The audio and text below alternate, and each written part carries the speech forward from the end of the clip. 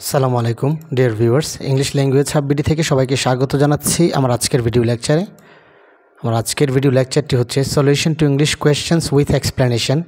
আমি 2 মে 2025 তারিখে অনুষ্ঠিত বাংলাদেশ সরকারি কর্মচারী হাসপাতালের জন্য পরিবার কল্যাণ পরিদর্শিকা পদের নিয়োগ পরীক্ষার ইংরেজি প্রশ্ন ব্যাখ্যা সহ সমাধান করেছি। ভিডিওটি শেষ পর্যন্ত দেখুন, আশা করি উপকৃত হবেন ইনশাআল্লাহ। চ্যানেলটি সাবস্ক্রাইব করে নিয়মিত আপডেট পেতে বেল আইকনে ক্লিক করে রাখুন।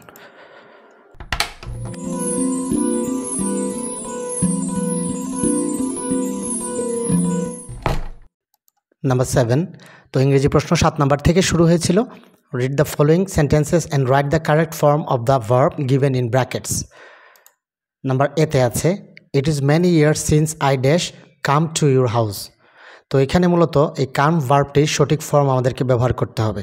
তো এখানে যে ক্লুটি আছে সেটা হচ্ছে সিন্স। আমরা জানি যে সিন্স অ্যাজ ইফ যুক্ত সেন্টেন্সের একটি অংশ প্রেজেন্ট ইনডিফিনিট হলে অপর অংশ হবে পাস্ট ইনডিফিনিট, অর্থাৎ এখানে সাবজেক্ট প্লাস ভার্বের পাস্ট ফর্ম ব্যবহৃত হবে। কাম এখানে হয়ে যাবে came. Number B, he talked as if he dash know everything. তো এখানেও আমরা যে দেখতে পাচ্ছি ক্লুটি হচ্ছে অ্যাজ ইফ। আমরা জানি সিন্স অ্যাজ ইফ যুক্ত বাক্যের একটা অংশ যদি পাস্ট ইনডিফিনিট টেন্সে থাকে তাহলে অপর অংশটি অর্থাৎ সাবঅর্ডিনেট ক্লজের অংশটি পাস্ট পারফেক্ট টেন্সে হবে, অর্থাৎ সাবজেক্ট প্লাস হ্যাড এবং মূল ভার্বের past participle form. He had known everything হচ্ছে এখানে correct. Number C, you he and I ব্র্যাকেটে আছে বি ফ্রেন্ডস। তো এখানে এটাকে প্রেজেন্ট ইনডিফিনিট টেন্সে করতে হবে, যেহেতু একটা সিম্পল কথা আছে এখানে। সো এখানে সাবজেক্ট হচ্ছে ইউ হি অ্যান্ড আই, অর্থাৎ সাবজেক্ট একাধিক ওয়ার্ড অ্যান্ড দ্বারা যুক্ত একাধিক ওয়ার্ড আছে। সো এখানে ভার্বটিকে প্লুরাল করতে হবে, অর্থাৎ সাবজেক্ট যেহেতু প্লুরাল ভার্বও প্লুরাল হবে। বি এর ক্ষেত্রে এখানে প্রেজেন্ট টেন্সে আর ব্যবহৃত হবে, are friends. Number D, time and tide dash bracket আছে ওয়েট ফর নান। তো আমরা জানি যে এটা হচ্ছে একটা চিরন্তন সত্য ঘটনা। তো এগুলার ক্ষেত্রে মূলত যে ভার্বটি আছে এটাকে প্রেজেন্ট ইনডিফিনিট টেন্সে করতে হয়। তো এখানে অ্যান্ড দ্বারা যুক্ত টাইম অ্যান্ড টাইড আছে এবং দুইটা দ্বারা একই ভাব বোঝায় যেহেতু, সুতরাং এটাকে সিঙ্গুলার ধরতে হবে এবং ভার্বের সাথে এস বাই এস হওয়ার কথা। কিন্তু এটা হচ্ছে ব্যতিক্রম অনুযায়ী এখানে এটাকে প্লুরাল ধরা হয় এবং ভার্বটাকেও প্লুরাল করতে হয়, অর্থাৎ ভার্বের সাথে এস বাই এস হবে না। সাবজেক্ট প্লুরাল হলে ভার্ব যেটা আছে প্রেজেন্ট টেন্সে সেটাই ব্যবহৃত হয়, wait. Number A, while dash bracket আছে reading a book I saw a picture of an ox. তো এখানে যে ক্লুটি আছে সেটা হচ্ছে ওয়াইল যুক্ত সেন্টেন্সের একটি অংশ আছে পাস্ট ইনডিফিনিট টেন্সে। তো এরপরে কিন্তু সাবজেক্ট নাই, কোনো সাবজেক্ট নাই যেহেতু, সুতরাং ওয়াইলের পরে যদি ভার্ব থাকে তার সাথে আইএনজি যুক্ত করতে হবে, অর্থাৎ while reading a book I saw a picture of an ox. Number 8, change the following sentences as directed in the brackets. I prayed for your job, এটাকে কমপ্লেক্স সেন্টেন্স করতে হবে। তো আমরা জানি যে এটা হচ্ছে সিম্পল সেন্টেন্সে আছে, তো এখানে এটাকে কমপ্লেক্স করতে হবে। আর কমপ্লেক্স সেন্টেন্সে মূলত দুটি ফাইনাইট ভার্ব থাকবে, অর্থাৎ দুটি ক্লজ থাকবে। তো এখানে ক্লজ হচ্ছে একটি। তো I prayed that you might get a good job বা you might get a job. তো সেটা হচ্ছে এখানে কারেক্ট, কারণ এখানে প্রে হচ্ছে একটা ভার্ব, আবার গেট হচ্ছে আরেকটা ভার্ব, অর্থাৎ দুইটা ভার্ব এখানে ব্যবহৃত হয়েছে। Number B, he admitted that he was guilty. তো এটাকে সিম্পল করতে হবে। তো এখানে অ্যাডমিটেড একটা ভার্ব, তারপর ওয়াজ অর্থাৎ বি আরেকটা ভার্ব, অর্থাৎ দুটি ভার্ব আছে। এটা হচ্ছে কমপ্লেক্স সেন্টেন্স। দুটি ফাইনাইট ভার্ব থাকলে সেটা কমপ্লেক্স সেন্টেন্স হয়, অর্থাৎ দুটি ক্লজ থাকে।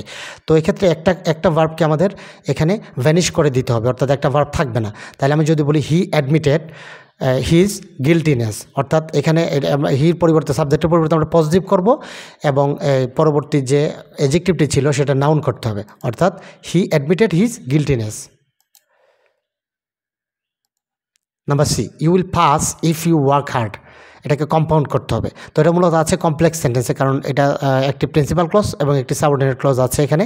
তো এটাকে যখন আমরা কম্পাউন্ড করব, কম্পাউন্ডের ক্ষেত্রে আমরা জানি যে অ্যান্ড অর বাট দিয়ে করতে হয়, অর্থাৎ এখানে অ্যান্ড অর অথবা বাট দিয়ে দুটি প্রিন্সিপাল ক্লজকে আমরা যুক্ত করব, অর্থাৎ ইফটা বাদ দিয়ে আমরা এটাকে প্রিন্সিপাল ক্লজ বানাবো। তো সেক্ষেত্রে অ্যান্সার হচ্ছে work hard and you will pass, যেহেতু দুটি একই অর্থবোধক, অর্থাৎ তুমি পাস করবে যদি তুমি কঠোর পরিশ্রম করো। তো দুটি একই অর্থবোধক, দুটি এখানে উল্টা না, অর্থাৎ বিপরীত শব্দ না, দুটি একই অর্থবোধক, এই জন্য অ্যান্ড ব্যবহৃত হয়েছে।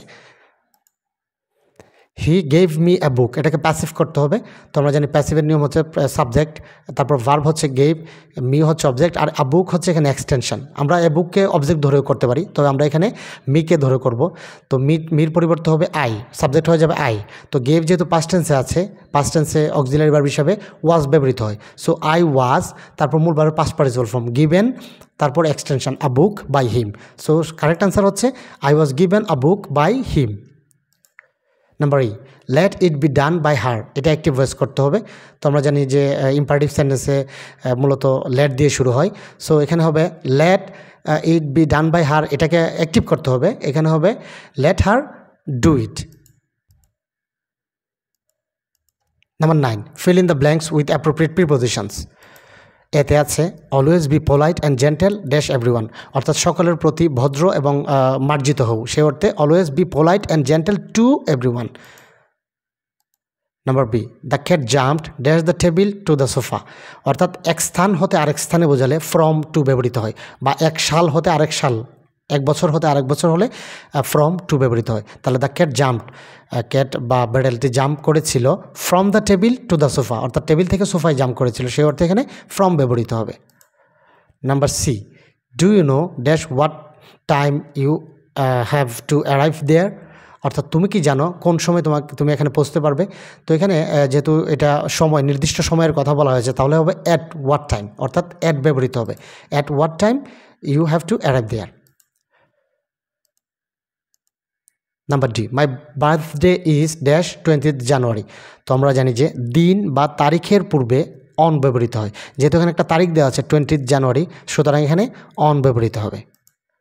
Number E, Mary has known Jenny dash she was a baby girl, অর্থাৎ মেরি জেনিকে চিনে একদম ছোটোবেলার, অর্থাৎ ছোটো বাচ্চা থেকে। তো এখানে মূলত যে ক্লুটি আছে সেটা হচ্ছে এটা প্রেজেন্ট পারফেক্ট টেন্স দেওয়া আছে।